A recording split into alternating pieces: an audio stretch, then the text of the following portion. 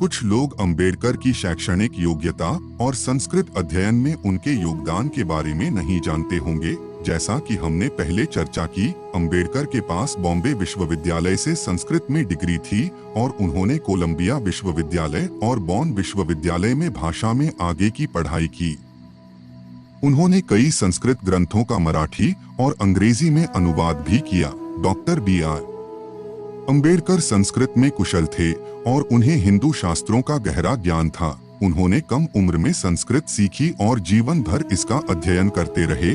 उन्होंने कई संस्कृत ग्रंथों का अंग्रेजी में अनुवाद किया और हिंदू धर्म, बौद्ध धर्म और भारतीय इतिहास और संस्कृति पर विस्तार से लिखा। Doctor B.R.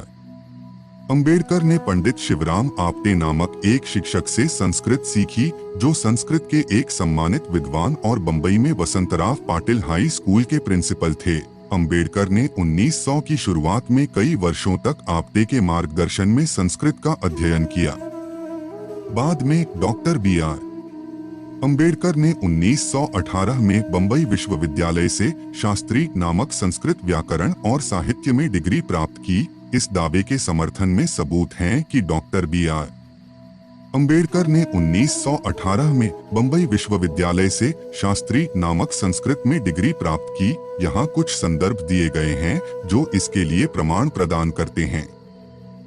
लेखक वसंत मून ने अपनी पुस्तक डॉक्टर अंबेडकर एंड डेमोक्रेसी में लिखा है कि अंबेडकर ने 1912 में अपनी कला स्नातक की डिग्री पूरी की और फिर अर्थशास्त्र में मास्टर डिग्री के लिए अध्ययन करने चले गए।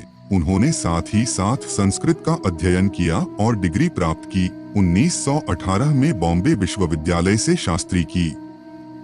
बॉम्बे विश्वविद्यालय, अब मुंबई विश्वविद्यालय के रूप में जाना जाता है, की अपनी वेबसाइट पर स्नातकों की एक सूची है जिसमें B.R. अंबेडकर, जिन्होंने 1918 में संस्कृत में डिग्री प्राप्त की, डॉक्टर बाबा साहेब अंबेडकर लेखन और भाषण पुस्तक में अंबेडकर का उनके मित्र वामन मल्हार जोशी का एक पत्र शामिल है, जिसमें वे लिखते हैं, मैंने अपनी शास्त्री परीक्षा संस्कृत में उत्तीर्ण की है। मुझे आशा है कि मुझे इस विषय को नहीं लेना पड़ेगा दोबारा। पुस्तक डॉक्टर अंबेडकर और संस्कृत में लेखक राममूर्ति नायडू कहते हैं कि अंबेडकर के पास संस्कृत पर एक दुर्लभ महारत थी, जिसे उन्होंने वर्षों के परिश्रमपूर्ण अध्ययन और समर्पित अभ्यास के माध्यम से हासिल किया। Doctor B.R. अंबेडकर ने कई संस्कृत ग्रंथों का अंग्रेजी में अनुवाद किया। उनके सबसे प्रसिद्ध अनुवादों में से एक प्राचीन हिंदू पाठ मनुस्मृति है, जिसका उन्होंने अनुवाद किया और मनु के नियम शीर्षक के तहत प्रकाशित किया।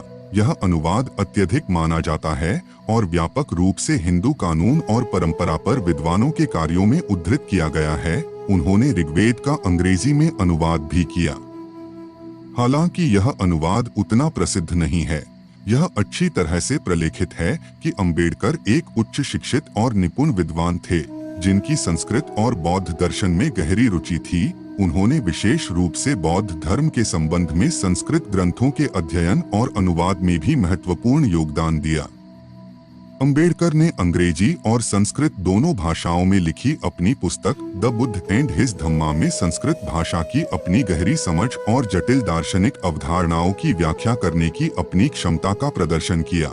इसके अतिरिक्त अपने भाषणों और लेखों में उन्होंने अक्सर संस्कृत ग्रंथों का संदर्भ दिया और अपने तर्कों का समर्थन करने के लिए संस्कृत उद्धरणों का इस्तेमाल किया।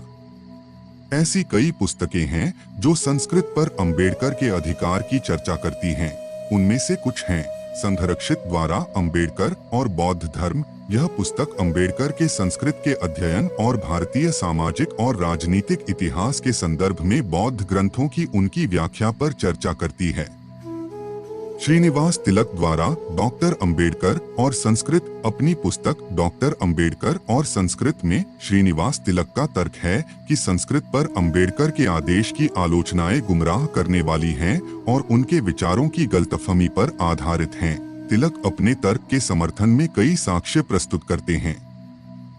सबसे पहले वह बताते हैं कि 1918 में बॉम्बे विश्वविद्यालय से संस्कृत में शास्त्री की डिग्री प्राप्त करने के बाद अंबेडकर की संस्कृत व्याकरण और साहित्य में एक मजबूत नींव थी। दूसरे, तिलक अंबेडकर के स्वयं के कई लेखों और भाषणों का हवाला देते हैं जिसमें वे संस्कृत और हिंदू दर्शन की गहरी समझ प्रदर्शित करते हैं। उदाहरण के लिए अपनी पुस्तक द बुद्ध एंड हिज धम्मा में अंबेडकर अपने तर्क देने के लिए व्यापक रूप से वेदों, उपनिषदों और बौद्ध सिद्धांत जैसे संस्कृत ग्रंथों का संदर्भ देते हैं।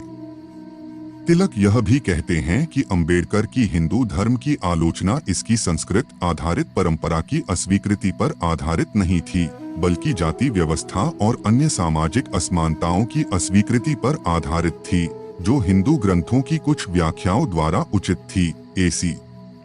सिन्हा की अंबेडकर एंड हिज आइडियोलॉजी।